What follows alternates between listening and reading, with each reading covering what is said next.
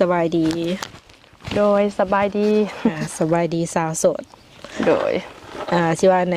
หนามาหิงก็ว่าได้เนาะทุกคนสำหรับช่องของสาวบุญเปียงขออนุญาตถามแบบคืนเนี่ยจักหน่อยเนาะโดยในนำตัวใหม่ในสื่อหน่อยได้โดยสบายดีข่อยสื่อสาวเหมยอายุจักปีเลยตอนอายุ16 ปีโอ้หากัน16 ปีเต็มแม่นพุ่นนะเป็นผู้สาวโสดนี่แม่นเป็นผู้สาวโสดเคยสั่งครอบครัวแล้วโอ้คุณ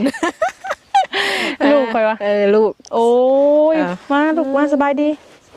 สบายดีโดยสบายดีโอ้แนะนำว่ามีลูกกับพอดีเข้ามาเลยเนาะทุกคนพอดีเจาะเหมาะเจาะเลยลูกติดเนาะก็คือลูกคนหนึ่งแม่นลูกชายคนหนึ่งได้จักปีแล้วตอนนี้4 ปีปลายแล้วโอ้แม่นเขาเฮียนแล้วยังบ่ได้เข้าเฮียนซ้ำคิดว่าน่าสิเป็นปีหน้านี่แหละที่เอาเข้าเฮียนเป็นอะไรลงมาหลินนะแม่นั่งเจ็บๆกันเมื่อยบ่นั่งบ่ลงเฮ็ดอะไรนั่งนะแม่บ่หรือสิมานั่งนำข่อยเพิ่นอยากได้หยังอยากได้ขนมบ่จากเด้แล้วสิเอาตัวอันนี้บ่เอาอันใดเอาอันนี้หรอไปให้ข่อยสัมภาษณ์แม่จะนำเด้อนั่งหลินเอาไปหาแม่ตู้ถาลูกเด้อโอเคไปมันแดดเนาะมันบ่ค่อยมีห่มนั่งหลินแถวนี้ก็ได้หรอกก็คือกลับมาที่เรื่องราวของเฮาต่อเนาะโดยลูกเพิ่นแบบว่าเพิ่นก็แบบติดเฮาแฮงบ่ถามว่าติดบ่ก็ติดอยู่เพราะว่าถ้าเป็นช่วงกลางคืนน่ะสิอยู่น้ำข่อยแล้วก็นอนน้ำข่อยแบบนี้นะแม่อันใดลูกบ่ตกบ่ตกคือผ่านมานี่ก็เคยสร้างครอบครัวมาแล้วรอบนึงแม่นตั้งแต่เลิกลากับเพิ่นนี้ได้ประมาณจักปีละปีนี้ก็สิเข้าปีที่3แล้วก็เว้าเรื่องอดีตจักเล็กจักน้อยก็ได้บ่ได้แบบว่าเป็นหยังคือได้เลิกลากันเลยจังได้มาเป็นแม่ห้างแม่อีหยังประมาณนี้นะสาเหตุที่เลิกกันแบบเป็นอะไรแบบว่าโดยความบ่เข้าใจกันแบบนี้ค่ะนะเพราะว่าทั้งเพิ่นก็เป็นพนักงานแบบนี้ค่ะนะเนาะก็เลยอยู่ห่างไกลกันเลยเขาเจ้าเป็นทำนองแบบเป็นคนแบบว่าเฮาเป็นคนชาวไร่ชาวนาแบบซี่นะเขาเจ้าไปอยู่ในเมืองแบบซี่เนาะไปลิ้นติดกินบ่ค่อยมาหาเฮาแบบซี่ค่ะนะทางเพราะว่าทางข่อยเองก็บ่มีครอบครัวหลายคนหลายแบบซี่ค่ะนะเป็นบ่ค่อยมากลับมาบ้านมาอย่างซี่แม่นคือแบบเวียกหลายบ่อยู่เฮือนเฮากะอยู่เฮือนนี่ถามว่าเวียกหลายบ่ก็หลายอยู่เพราะว่าเฮาเฮ็ดไร่นาเนาะถึกช่วงดำไร่ดำนาแบบซี่หั่นน่ะคันไร่คันนาขาดไถออกไถหูดบ่วันเกาะวันกาบ่กะสิบ่มาเฮ็ดแบบนี้หั่นน่ะกะสิบ่ซนแบบนี้กะสิบ่มาใกล้เลยในครอบครัวแบบนี้หั่นน่ะแล้วเฮาโทรไปถามเพิ่นแล้วเพิ่นว่าแนวใดโทรไปถามก็มีแต่แบบว่าข่อยบ่ว่างเด้อบ่ว่างแต่ว่าไปทางอื่นหาได้ไปลิ้นไปกินอยู่บนอื่นหาได้หมดแต่ยกเว้นมาเฮือนเจ้าของก็เป็นตั้งแต่แบบตลอดบ่หรือว่าหาก็เคยเป็นเริ่มเป็นประมาณนี้นะแม่เริ่มเป็นประมาณช่วงลูกได้ประมาณ5 เดือนลูกได้ประมาณ5 เดือนรู้สึกว่าบ่คือเก่ารู้สึกว่าเปลี่ยนแปลงหรือว่าเปลี่ยนไปบ่คือเก่าตอนที่เอากันใหม่ๆหรือว่ายังเพิ่นก็ดูเพิ่นก็มันอยู่ก็ดูกับปกติแหละมาเฮ็ดเวียกเฮ็ดงานซอยแบบปกติหั่นแหละเฮาก็บ่ฮู้เนาะหรือว่าหลังจากเขาไปเรียนต่อบ่หรือว่าเขาพอคนใหม่บ่แบบนี้เฮาก็บ่ฮู้หั่นนะรู้สึกว่าเปลี่ยนไปหลายหั่นนะคือเอาง่ายๆก็แบบอยู่เฮือนคนบ่ค่อยหลายเนาะในเมื่อฮอดยามเวียกยามงานเลยอยากให้เพิ่นมาซอยประมาณนี้แม่นเลยเพิ่นน่ะบ่ค่อยมาแม่นแล้วเฮ็ดได้บัดนี้ต่างคนต่างไปหรือว่าเจ้าบอกเลิกเพิ่นเองก็เลยเว้ากันต่างแบบว่าเว้ากันแบบว่าค่ะว่าเจ้ายังบ่เปลี่ยนแบบนี้เนาะเฮาก็คือสิไปต่อกันบ่ได้ถ้าว่า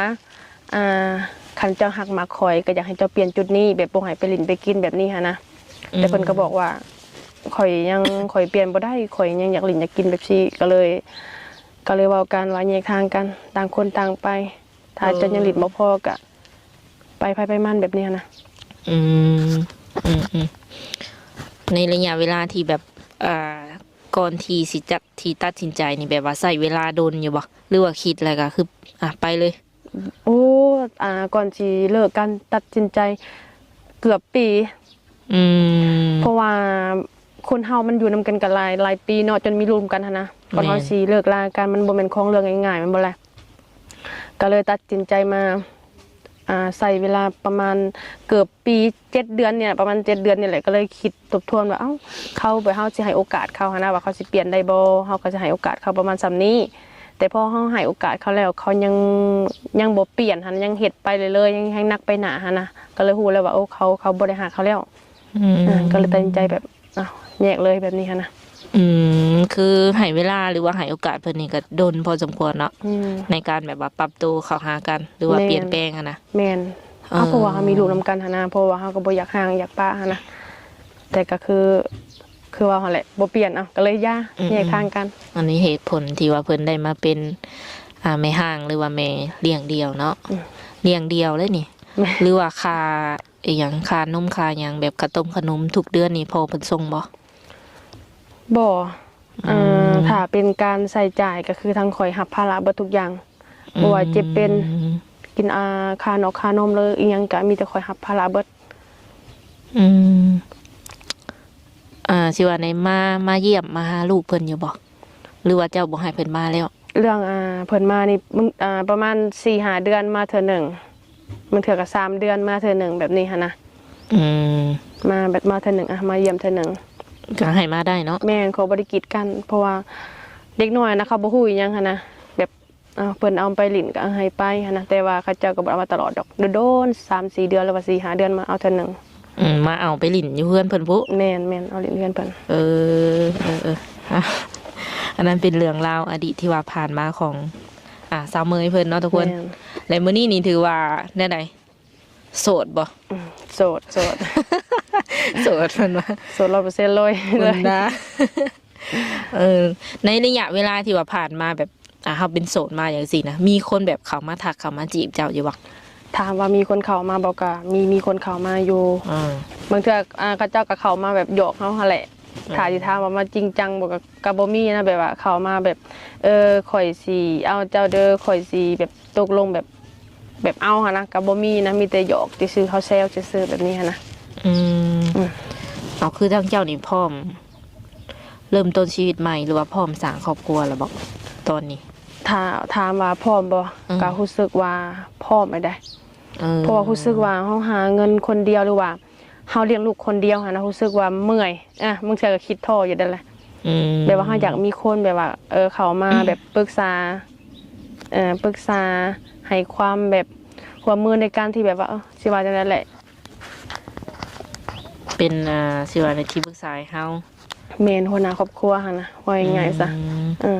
อันนี้เฮาปัดอีหยังเฮ็ดหยังก็ต้องคนเดียวไปเอาลูกอันนั้นก็ต้องไปคนเดียวแบบนี้หั่นนะก็เลยว่าอยากได้คู่ชีวิตแล้วอยากได้แล้วและการที่ว่าอยากได้คู่ชีวิตในทางเจ้านี่แบบมักผู้ชายประมาณใดมักผู้ชายแนวใดก็ได้ผู้ชายแนวใดก็ได้แบบใดก็ได้แต่ว่าขอแต่หับค่อยได้กับลูกแบบนี้หั่นนะคือเพิ่นสิหล่อหรือว่าบ่หล่อหน้าตาดีหรือว่าจังไดนี่แม่นหับได้เบิดทุกอย่างหน้าตานี่ก็แน่ใจถ้าถามว่าหน้าตาเนาะได้ก็ได้แต่ว่าให้จิตใจนี่งามโอ้แม่นเพราะว่าสมมุติว่าโตให้หน้าตาดีสมมุติว่าเพิ่นบ่ฮักมากลูกเฮาได้ซะ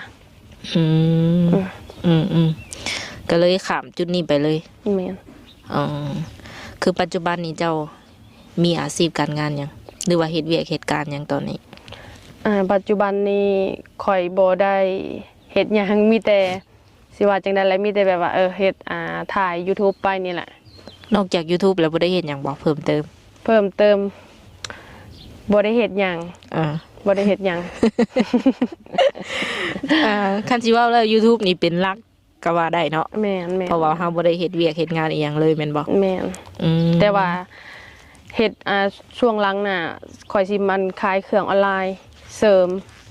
เฮ็ด YouTube นำแล้วก็ขายเครื่องออนไลน์ไปนำตอนนี้เลยซะเป็นจังไดตอนนี้น่ะยังบ่ได้ขายตอนนี้นะโจะไว้ก่อนสิเฮ็ดหน้าก็เลยโจ๊ะบ่เรือว่าตั้งโจ๊ะเลยจักสิว่าในใดว่ามันแบบว่าเพราะว่าเฮาเอาเครื่องมาแต่ฝั่งพุ่นมันรู้สึกว่าค่อนข้างที่ว่าเฮาเสียค่าส่งมันแพงเฮาก็เลยรู้สึกว่าโจะก่อนก็รู้สึกว่ากับมันอีกอย่างก็ลงหน้านี่หั่นเด้ก็เลยว่าโจะก่อนแล้วคนที่สิเข้ามาคุยนี่แบบเฮาก็เลือกบ่ว่าต้องแบบเป็นคนที่ค่อนข้างว่ามีฐานะหรือว่าชาวไร่ชาวนาเจ้าก็สิเอาถ้าว่าก็อยากให้แบบสิว่าจะได้แบบเอาพออยู่พอกินกลุ่มเลี้ยงเฮาได้อะไรเนาะเพราะว่าคือทางข่อยเองข่อยก็เป็นคนที่ว่าบ่มีเป็นชาวไร่ชาวนาแบบนี้หันนะก็มีภาระแน่ก็คือเลี้ยงลูกหั่นแหละเหตุการณ์เหตุงานอีหยังก็ได้ประมาณนี้ขอแต่ว่ากลุ่มลูกกลุ่มเมียเนาะเป็นหัวหน้าครอบครัวได้แม่นๆอ๋อก็ประมาณนี้หรือว่าอยากคุยกับหนุ่มทางไหนบ่เป็นพิเศษฝั่งไทยฝั่งลาวหรือว่าอยู่ทางไกลบ่ต่างประเทศจังซี่บ่จักสิระบุจะได้เนาะสำหรับตัวเขาเองน่ะสิเป็นหนุ่มทางใดก็ได้ขอแต่เขามาด้วยความจริงใจแบบนี้นะคันเพิ่นเข้ามาปึ๊บแบบมาเห็นคลิปเจ้าเลยจังซี่นั่นแหละเพิ่นมักแบบรู้สึกอยากตกอยากแต่งเลยจังซี่จ้ะป้อไว้อันเลยก็สิมีอยู่บ่แบบนั้นสมมุติว่ามีสมมุติว่ามีเด้สมมุติว่ามีเนาะแม่เขาต้องคุยกันสมมุติมาเห็นปึ๊บมักเลยมักเลยนี่นะค่อยคิดว่าย่ามันเป็นแบบว่าไว้แล้วบ่ฮู้นิสัยใจคอกันมันก็สิรู้สึกว่าอยู่กันบ่โดนต้องให้เวลาลมกันหรือว่า2 หรือ 3 เดือนยังโอเคอยู่ได้เลย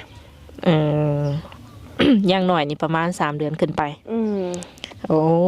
พอมาเห็นปุ๊บอยากแต่งมันก็สิมีบ่คะนะเขาก็รู้สึกว่าตกใจอยู่เลยแหละโอ้เป็นนี้นะแสดงว่ายังเอาบ่ได้กันไว้เห็นแบบว่าดามเถื่อแล้วเอาเลยยังบ่ได้เนาะยังบ่ฮู้นิสัยอย่างน้อยยังบ่ฮู้จักกันไปนำกันแบบคนเฮาสิเอากันอยู่นำกันแบบสิอย่างน้อยมันต้องใช้เวลานำกันอยู่ได้เลยเพราะว่าสิฮู้เรียนรู้นิสัยกันเด้คือเจ้าเองแบบว่าสิว่าในอยู่บ้านจังซี่นี่คืออยากหาผู้ชายที่ว่าเพิ่นพร้อมมาอยู่นำเฮาบ่หรือว่าแนวใดอันนี้ถ้าสิมีดีทั้ง2อย่างเนาะมาอยู่นำก็ได้หรือว่าบ่อยู่นำก็ได้ถ้าว่าอยู่นำเฮาก็มีดีแบบหนึ่งดีแบบใดดีแบบว่าเพิ่นสิได้ซอยเฮาแบบสมมุติว่าในการที่เฮาส่งลูกไปโรงเรียนบ่แบบสิเนาะเพิ่นก็สิไปรับไปส่งให้ได้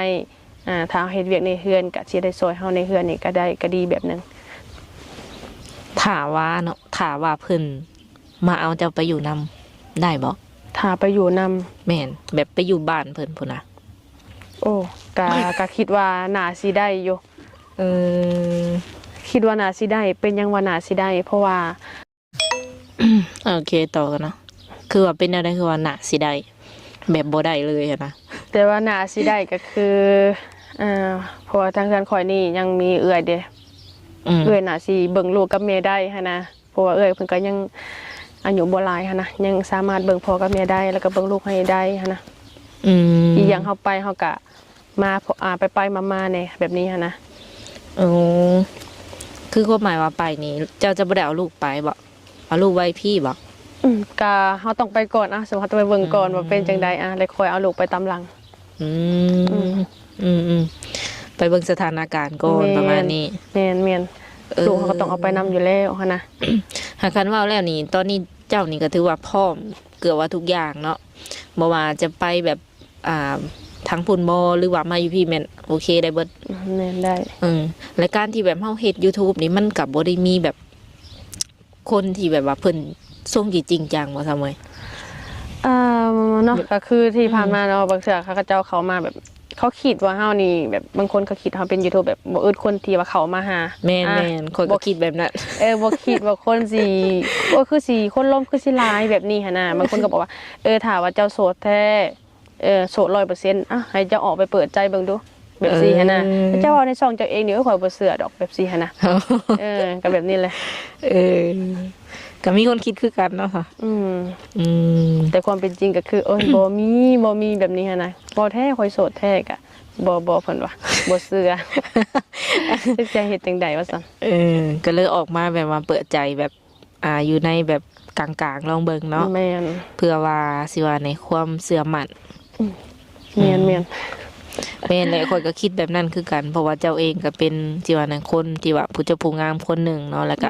เฮ็ดช่อง YouTube เองแน่นอนต้องมีคนทักมาจีบอยู่แล้วเนาะ คิดว่าเนาะ แถมโสดอีกได้เนาะทุกคน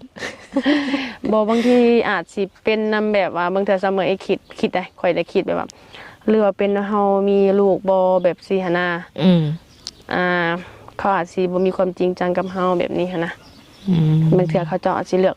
เป็นผู้สาวบ่แบบสิหันนะเพราะว่าเขาเจ้าจังสิบ่มีภาระหลายแบบสิหันเด้ ข้อยคิดว่าเด้ เรื่องของเนี่ยถามแบบการใส่ใจายในแต่ละเดือนนี่แบบเฮาดูแลลูกอหย่างประมาณนี้เนาะหลายบอกค่าใช้จ่าย ค่าใช้ ต่อเดื จ่า อย น ค่าใช้จ่ายมัน ป ก็ ระมาณก็ได้อะ สำหรับตัวเขาเองเนี่ยประมาณ4-5 ล้านนี่แหละ ยังบ่รวมลูกบ่ ก็นำลูกนั่นแหละ นำลูกประมาณจำนี่แหละ ประมาณ 10,000 ลงมาเนาะ แม่น คัน 10,000นี่ก็สิตกอยู่6ล้านปลายหน่อยๆเนาะ แม่นเกือบ7 ล้านเนาะประมาณนี้แหละ ก็ถือว่าอยู่ได้แม่นบอกคันว่า5ล้านหรือว่า6ล้านจังซี่ ถ้าว่าลูกเฮาบ่เป็นไข้เด้ถ้าว่าลูกเป็นไข้บ่ไปหาหมอบ่มันก็สิมีหลายขึ้น แต่วันนี้คือเสมอเว้าในการที่แบบว่าบ่ได้พาไปหาหมอแต่ว่าซื้อในอยู่แนวกินนมเนมอีหยังให้ลูกแบบซี่หั่นนะใส่ใจแต่ละมื้อหั่นแหละ ลูกเฮานี่4ปีปลายนี่เพิ่นยังกินแบบกินนมอยู่ กินยังให้กินเยอะ ทุกมื้อเลยว่าซั่นๆเนาะ แม่นยังให้กินอยู่ สิว่าในข้าวน้ำหรือว่านมนี่แม่นยังต้องได้กินอยู่เนาะทุกคน นมหักปกตินี่แบบว่าก็อาจจะมีคนที่ว่าเพิ่นออกนมเนาะ4ปีปลายเนาะ แม่น แต่ว่าอันนี้ก็ยังให้เสริมอยู่ แม่น อ๋อ เพราะว่าแบบว่าสิว่ากินแบบคือบางเทื่อบ่ค่อยกินข้าวเนาะก็คือสิกินนมเสริมหลายแน่แบบซี่หั่นน่ะก็ได้กินนมบัดเนี้ย อะไรคือเจ้าเองก็เป็น YouTube ประมาณนี้เนาะคันว่าเพิ่นจะทักมาเล่นน้ำนี่แบบว่าเพิ่นต้องทักมาช่วงเวลาประมาณใด ช่วงเวลาประมาณตอนที่แบบ9 โมงหรือ10 โมงถ้าตอนเช้าตื่นมาข่อยสิเฮ็ดเวียกหนึ่งเฮ็ดอยู่แนวกินให้ลูกป้อนข้าวลูกล้างถ้วยกวาดบ้านเองทุกอย่างหั่นแหละ เฮ็ดเอง แม่นเพราะว่าทางเฮือนซาเมยนี่บ่มีไผหลายเด้มีแต่พ่อแล้วก็แม่แล้วก็หลานคนหนึงแล้วก็ลูกแล้วก็ซาเมยเอง ที่ว่าอยู่ตอนนี้น่ะบ่ แม่นเพราะว่าบ่มีคนช่วยแม่เด้ก็ต้องได้เฮ็ดเวียกช่วยเพิ่นหลังจากเฮ็ดเวียกตอนเช้าเรียบร้อยเนาะก็จังได้มาเล่นโทรศัพท์แต่งตัวออกนอกแบบนี้หันนะ 10 โมงขึ้นไปนี่แม่นสะดวกแล้ว แม่นสะดวกแล้ว กลางค่ำกลางคืนนี่ประมาณจักโมงแบบเฮาสามารถคุยโทรศัพท์ได้สูงสุดและนอนนะ โอ้ประมาณ9 โมงหรือว่า10 โมงนี่แหละ นอนแล้วบัดนี้ แม่นประมาณจำนี้ขอยก็นอนแล้ว และเอาหลักๆเนาะที่ผ่านมานี่เจ้าเองกับบ่มักคนที่ว่าไปลิ้นไปเที่ยวประมาณนี้เนาะ โดย และคนที่สิเข้ามานี่แนวใดบ่ให้ไปลิ้นเลยบ่ บ่คนที่ว่าเขามาเนาะก็ไปลิ้นได้แต่ว่าลิ้นให้พอประมาณลิ้นได้กินได้ แต่ว่าให้ฮู้จักแบบว่าบ่ให้กินเกินบ่ให้ไปเกินแบบนี้หั่นนะแบบคือทุกคนน่าสิบ่ให้ไปลิ้นไปกินเนี่ยมันก็สิเป็นไปบ่ได้ดอกแบบนี้หั่นนะ ลิ้นกินได้เลยก็ฮู้จักแบบอะไรเพิ่นห้องบ่ แบบนี้ฮู้จักแบบว่ากลับมาเฮือนมาซ่านเนาะ แม่น เฮ็ดเวียกเฮ็ดงานได้ประมาณนี้นะ แม่น อ๋อเจ้าเองก็มักแบบไปลิ้นอยู่บ่ล่ะ โดยถ้าถามว่าข่อยเองมักไปลิ้นบ่ก็มีเวียกมีงานมีงานแบบสังสรรค์บ่โดนเทื่อนึงหมู่ส่วนไปบ่ให้ไปลิ้นอยู่หันอยู่นี่โดนเทื่อนึงจังซี่นะกลับไป คันสมมุติว่ามีสามีแล้วเนาะเพิ่นบ่ค่อยแบบอยากให้ไปลิ้นปานใดเพิ่นอาจจะหึงแน่ขี้หวงแน่จังซี่นะคิดว่าจะปรับโตวแบบเข้าหาเพิ่นได้บ่ เรื่องปรับตัวเข้าหาเพิ่นอาจสิได้เพราะว่าในกรณีถ้าสมมุติว่าคือเฮามีสามีแล้วเนาะนี่เฮาต้องปรับตัวเข้าหากันในเมื่อสามีบ่มักแบบนี้เฮาก็บ่เฮ็ดแบบนั้นคอยปรับตัวเข้าหากันแต่ตอนนี้เฮายังโสดก็คือโดนๆไปเทื่อนึงแบบนี้หั่นนะ โอ้ ในระยะเวลาที่ว่าคบกันสมมุติว่ามีแฟนเนาะ โดย ก็ยังต้องไปหลินอยู่เนาะ แม่น บ่ถึงขั้นว่าจะตัดเลย โอกาสก็คือสิตัน มันสิเป็นแบบว่าทุกคนบางเทื่ออาจสิไปเฮ็ดเวียกเฮ็ดงานเมื่อยบ่โดนๆเทื่อหนึงไปเล่นมันก็สิบ่เป็นหยังตีเฮาก็บ่เล่นทุกมื้อแบบนี้หันนะ ก็มีแต่ว่าลองเบิ่งก่อนเนาะสาวเมยเนาะ ตอนนี้ยังบ่มีนะตอนนี้ยังมีแฟนเลยบ่ฮู้เลยว่าจักสิมีแฟนมาหาม ก็เลยบ่ฮู้ต้องเฮ็ดแบบใดหั่นนะต้องสิมีคนหามแบบใดหั่นนะบ่ฮู้เลยยังบ่มีเลยจักสิเจอแบบใด ให้มีคนเข้ามาก่อนซะเนาะ แล้วก็บ่ฮู้เลยว่าต้องเพศโตบ่ได้ต้องสิเธอคนหามแบบใดหั่นนะยังบ่มีตัวเนี้ย โอเคเนาะสุดท้ายก็คือถามว่ามี FC เพิ่นอยากมาเยี่ยมมายามเนาะแต่คือสามารถมาหาเพื่อนอยู่ซ่านได้บ่หรือว่าได ถ้าเพิ่นอยากมาน่ะบ่ แม่น มาได้ มาหาอยู่เพื่อนได้เลย ได้มาลิ้นมาเที่ยวมายังมาหาได้ เดี๋ยวข่อยพามาเลยได้บ่แบบบ่ต้องบอกเจ้าได้ ป้าจังหน่อยก็ต้องนัดข่อยก่อนชั่วโมงข่อยตื่นนอนมายังบ่ได้เฮ็ดจังซ้ำบัดสมมุติว่าในกรณีบางเทื่อพามาเนาะคนมาแต่ไกลสมมุติว่าใกล้ๆคือกันนั่นแหละเราต้องมีของที่ว่าต้อนรับเพิ่นถ้าจะบอกบ่มาบอกมาบ่โดยบ่บอกข่อยก็เอาตกใจคือกันเลยเนาะอย่างน้อยก็ต้องบอกกันเอาโอเคเนาะยันเตรียมสิว่าไดแนวอยู่แนวกินบ่ทันของฝากของตนบ่ทานหรือบางทีก็บ่ได้แต่งแต่งตาบ่ มาเห็นตอนนี้ตกใจว่านั่นแหละอันนั้นก็มีส่วนในกันหยอกเพิ่นเนาะทุกคนโอเคเนาะมีแต่ว่า สำหรับคนใดที่ว่าอยากทักมาเล่นกันแม่นทักมาได้เนาะคือทางเพิ่นเองก็เป็น YouTube อยู่แล้วเนาะทุกคนแม่นมีแต่ว่าอันนี้เพิ่นอยากออกมาคอนเฟิร์มว่าเพิ่นนี่โสดแท้โสด 100%ให้ทุกคนฮู้ไปเลยว่าซั่นซะเนาะโดยโอเคสุดท้ายมีหยังอยากฝากถึงแบบผู้บ่าวที่ว่าแอบมักแล้วก็ยังบ่ทันเข้ามาบ่แอบมักไผวะ ผู้บ่าวที่แอบมักเจ้าแล้วก็เพิ่นยังบ่ทันกล้าเข้ามาประมาณนี้นะ